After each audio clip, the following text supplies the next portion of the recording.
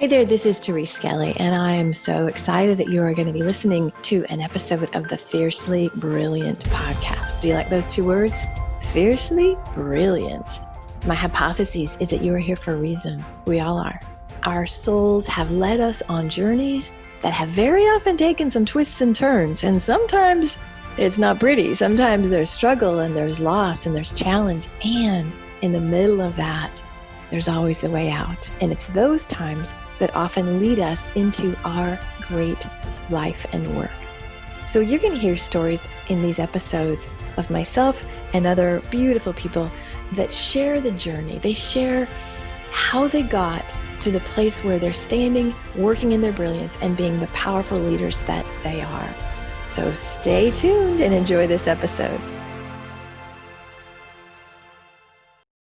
Hey, this is Therese Kelly, and I'm so excited to bring you another episode of the Fiercely Brilliant podcast. My hypothesis is that there is brilliance in you.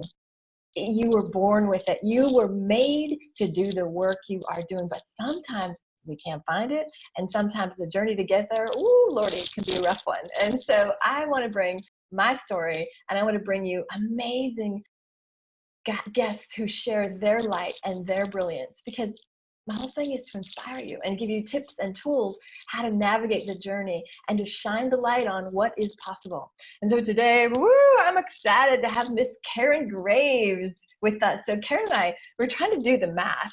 We've been like girl crushing for lots of years, right? We were speakers 7 years ago. I don't know, like lots of years ago with a mutual friend, and we just have kind of watched each other from a distance with great respect.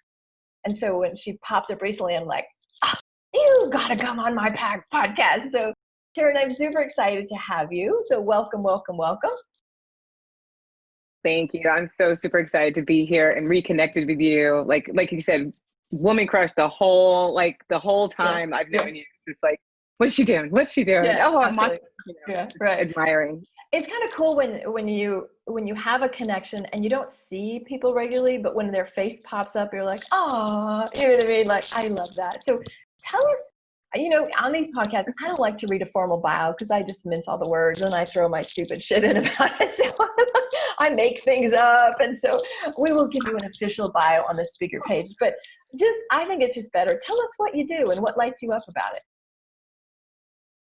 Yeah, so what I do is I help those who want to go into online coaching and consulting get clients online.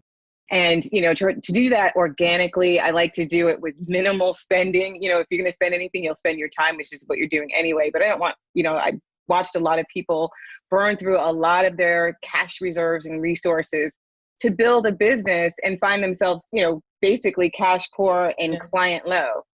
And so I want to flip that script and making sure that people, first of all, that you get the clients that you absolutely love, that you are paid what your services are worth, and that you are doing the work that you're meant to do. So that is, I do some marketing, I do sales, but at the end of the day, I make sure that you are creating that income and that business that you want. Woo, I love that. Because I also have taught a lot of sales, and let's just talk about what holds people back from really stepping up and selling the hell out of themselves. Like what gets in the way of that? Yeah, it's so funny because when I started my business, I came from a sales background, like corporate sales, and I was a sales trainer. I managed sales trainers. And it blew my mind that when it came to promoting myself and selling myself, I was so nervous about it. And I just really shrunk. Yeah. And what I've found from that is that, we're so good at promoting other people, but we all have these stories about what sales really is, and so we take this stance of we're taking away from somebody. And the truth of the matter is we're empowering people to make a decision to move forward in whatever direction that is. And it doesn't matter if you're buying toilet paper, paper, or if you're buying, if you're investing in coaching, you're helping somebody along the way. But we all look at it. We've all heard bad sales stories. We've all heard, and then it's the whole, how much do I charge? And then we've got our money stories. And so we bring all of that on board, and then we're scared to put ourselves out there because, at the end of the day, the biggest problem that we have, and the biggest challenge is, what will people think of me? In my world, I call that shame. That is the voice of shame, right? And so I love the distinction, because I always talk about, you're a little smidge younger than me, but 40s, 50s, 60s women, we didn't have Oprah, right? We were not raised to be shouting our praises. We weren't raised to be like, oh, I freaking rocked that. We didn't get that in our cultural conditioning. So for you to be a sales trainer in corporate, like that's cool. But then look, when you start your own business, it's like, what? I can't ask. You know what I mean? Like, oh my God, when you're doing it for somebody else, that's such a woman thing. Do it for somebody else and you'll rock it, but for yourself. So how did you overcome that? Like, cause that's a kind of a big hurdle. And I know now you obviously on the other side of it, but talk about how you overcame that. Getting comfortable asking and doing it consistently, even when it hurt, even when I was scared of it, even when, because did I know how much to charge out the bat? No, I had to come up with, well, what am I comfortable saying out loud? What makes sense for what I'm getting ready to do? And did I undercharge? Absolutely. Because I didn't raise your hand. Yeah. Right. And, but it was just biting the bullet and having to say, and I started flipping it to, is it okay for me to share with you how I can help you? Because when I looked at it as, I'm just helping somebody, right. I really am. And if I can help, if they say yes, then let me show you what it looks like. And this is, if we're going to move forward, this is how we do it. Right. And from that point, it just started getting easier to say it. Now, was it always easy? No. Did I take rejection personally? Yes. I was like, oh my gosh. Yeah. And I had to say, what? They're not saying no to me. They're saying no to something that I'm saying about this offer right now. Right. So what do I need to know about the no? That, like if I don't personalize it, like if I really look at it objectively, what could they be saying no to? And once I started separating that, it was easier. Then it wasn't about me. It wasn't a personal attack. Right. If they really just meant no right now. And it took me quite a time to get there. Yeah. But, in time, it's the asking, because if you stop asking, that's where you sit in this space and man, can the stories come up, and man, can you can disappear. And trust me, I did that too. Like you could just totally just mute and go sit in the corner and be that humble girl that you were told to go be when you're growing up, and so I refused to just believe that I didn't have something of value to offer. And so I offered. Okay, hold on. My body's going, we have to deconstruct this. So the first thing I heard was that you set it up such that there was an invitation. It wasn't you doing sales to somebody. I always rail against this, the old, what do they call it? Like guerrilla sales tactics, self-selling. I mean, it's so like gross. Like, I got to go trick you. I've got to manipulate you, and I'm going to catch you in this objection. Like that's how we all have been sold to, and that has been in the psyche basically. So then you come out and try to sell yourself, and it just feels so freaking disgusting. So I love, Karen, that you shifted it to, wait, do you invite me to tell you how I could help you? Because at the bottom of selling is serving. And that's what I heard you shift into, like, oh, I'm all about that. Like, I'm just about to help you. Yep. And that's exactly what it was. My background in corporate sales was of course, we had a lot of testosterone. I was in pharmaceuticals. There's a lot of testosterone. But what I loved about our sales approach was that it was very consultative. So it was, we served doctors, and doctors talked in a doctor, they're asking questions. And so now I'm just asking questions. I'm gathering information. And can I, make an assessment as to whether or not you need what I have or not? Then yes. And if I can help you, then I can help you, and I can just serve. And so it's a lot different than the hey bro, go out there and kill it. Yeah. we don't do bros here. No bros. But what I also loved, what you said was, again, I'm just going to put it in my language. You shifted it from being transactional. Transactional is, how can I charge this? How can I do this? Like that's about me. And like, and that's where the gremlins, like I call them mindset gremlins, will just come and just they'll be little vultures. They'll just chew you to bits. And you shifted it to the transformational conversation. How can this serve? It's not about me at all. I have a gift. This thing, this offering or this service can transform you. you can take it or not, right? So it's about the transformation. And I love. Oh my God, my body was like screaming when you talked about, we will not be humble. I will not shy away. So let's talk about that and the conditioning and maybe your journey. I don't know if you ever did that, but I'm fighting on that one. Like that's the fiercely brilliant. Like the opposite of that is to stand up and to be fiercely fucking brilliant. And that's who you are today. But sometimes it can feel really far away, you know, when you've been socialized out of it, or life has kicked you in the head a bit. You've had some tough times. That fierce brilliance seems like, you know. So do you have a story about that? I totally do. I mean, I think my entire life was this being a good girl, being, you know, I had two older brothers who were very rambunctious, very, very, very rambunctious. I was the only girl. And so I think I immediately went into be the good girl, you know? And so in being the good girl, that meant doing what my parents asked, you know? And so just even in my career, like you're going to go to college and then you're going to get a good job and make sure it's a government job. So therefore that you just get pension and you can retire. Go that totally safe route, you know, like just somebody will take care of you. Don't take a sales job. Yeah, don't take a sales job. Like they were like, everything was, at one point I wanted to move to New York City. We lived in Connecticut and it's like, no, New York City's bad.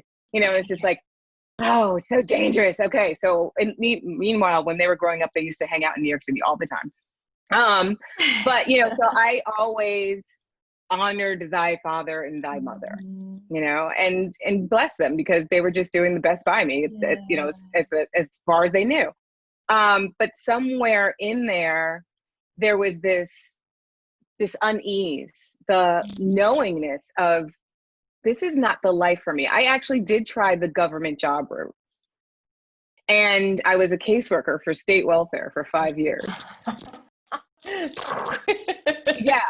And you want to talk about, and it's just not a conducive environment for expansion and growth. Let's just say that. And so, you know, but I found myself wanting to expand people, wanting to, you know, but not knowing why, just knowing like, this isn't the space, like this isn't right for me.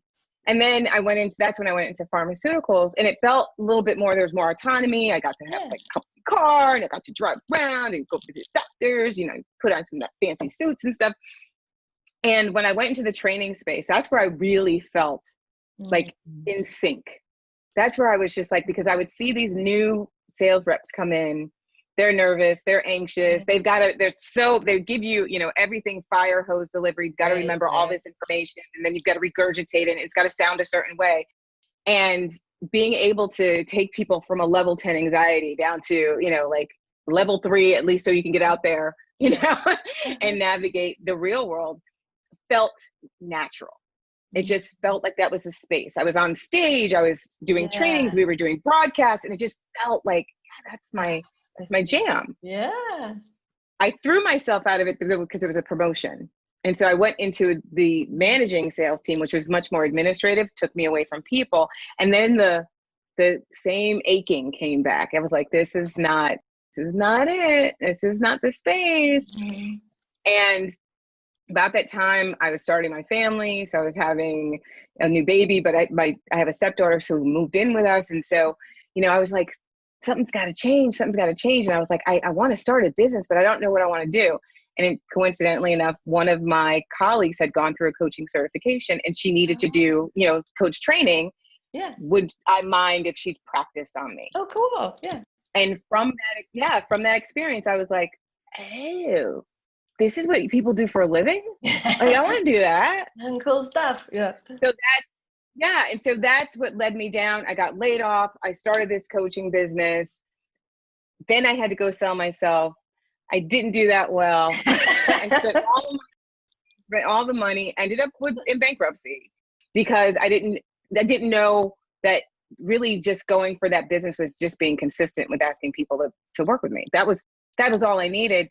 And the good girl got quiet. Like the point where I was putting money in front of me as I need this marketing tool and I need that because I need that stuff to amplify.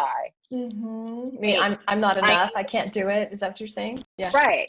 Yeah. And so all these things like the website and, you know, the drip funnels and all that, is to make me look bigger than I really feel that I am. And so if I do that, then I look legit and I sound valid, and then I'm credible. And if all that does that for me, I don't have to sell as hard. They'll just come to me and they'll say, "Art, brilliant, so therefore I want to work with you. Here is my money." So these, but it doesn't work that No, way.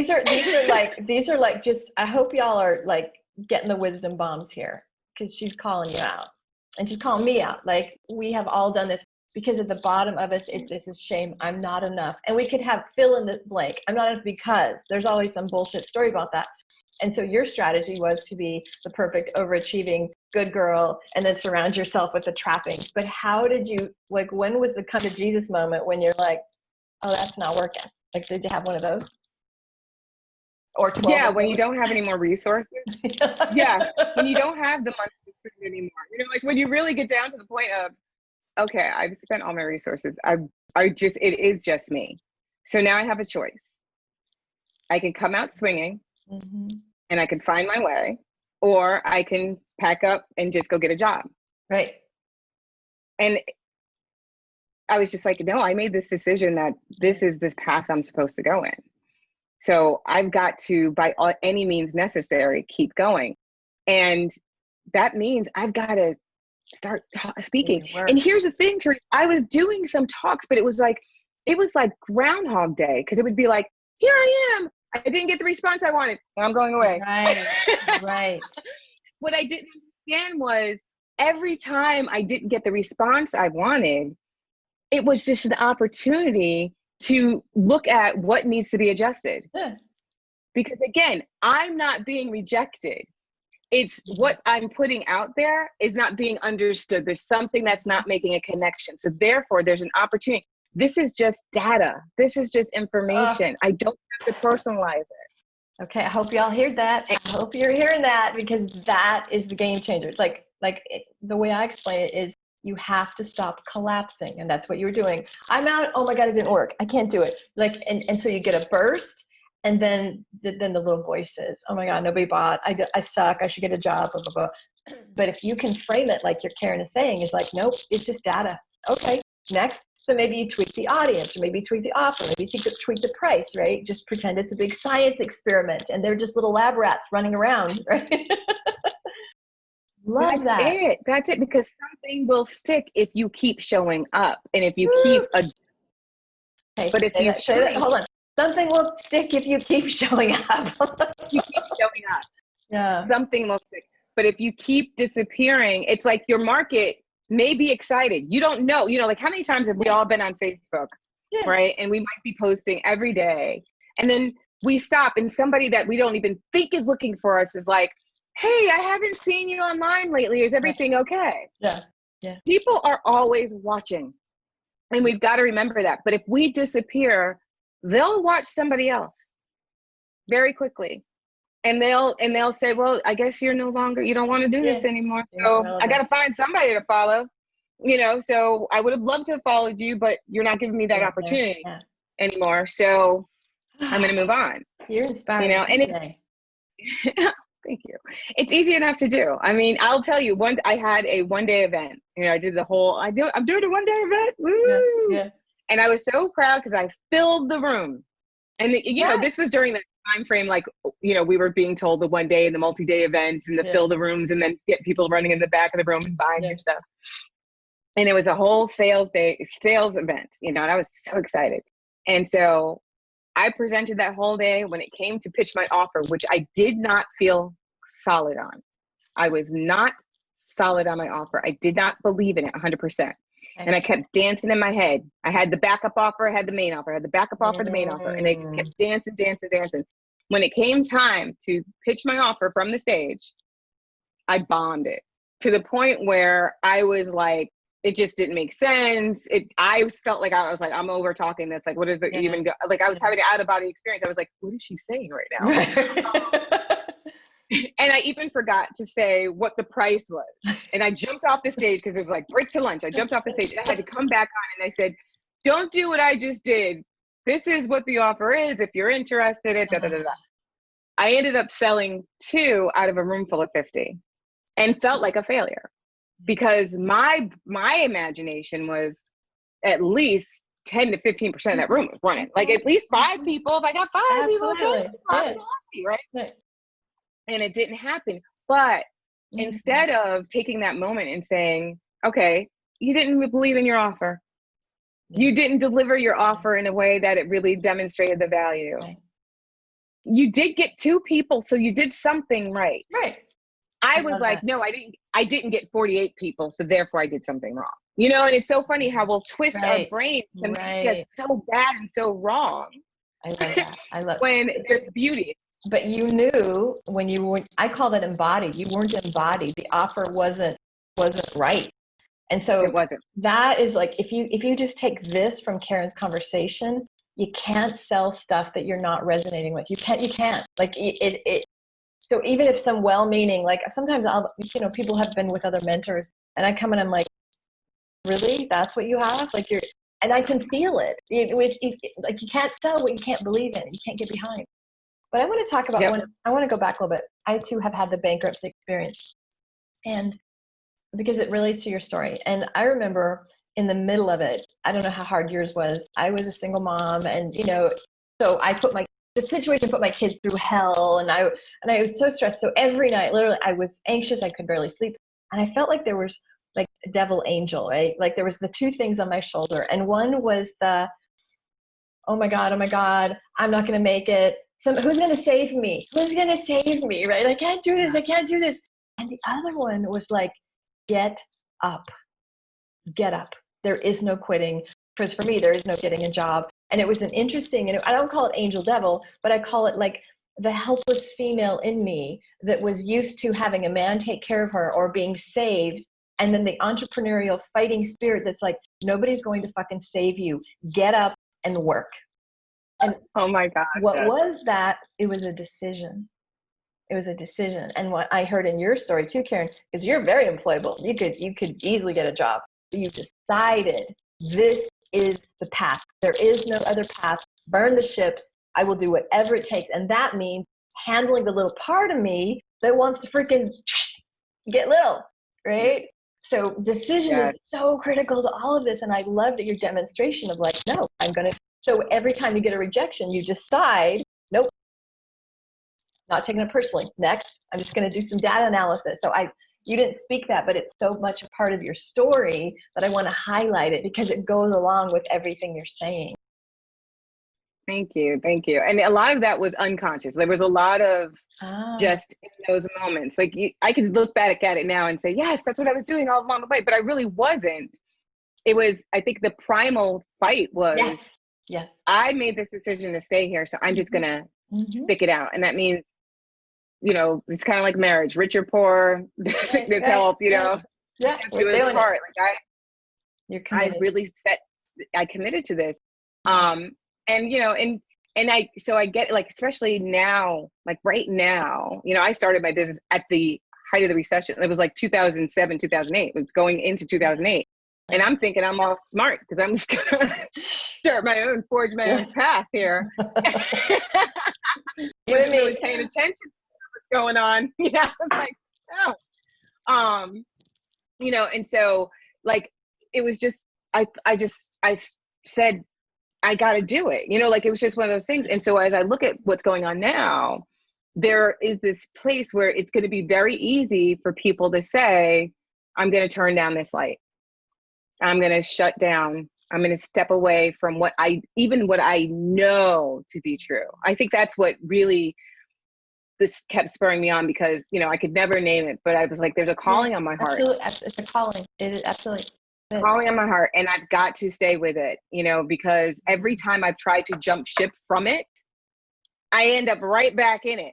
It's almost like I get cornered back into, nope, this is the work you're supposed to do, and so I stop fighting it, stop resisting it, and just go forward. Then I can have the faith and the trust that what's necessary and what's needed will be there for me. And so that's where it's just like changing that, shifting that to, I'm going to stop fighting. Yeah. Because that's exhausting. Yeah. I love that, but you said yes to it because a lot of people don't. Sometimes it can be scary, or it can be like, I don't know how it's going to work, or I don't know, nobody in my family's ever done this, or you know what I mean?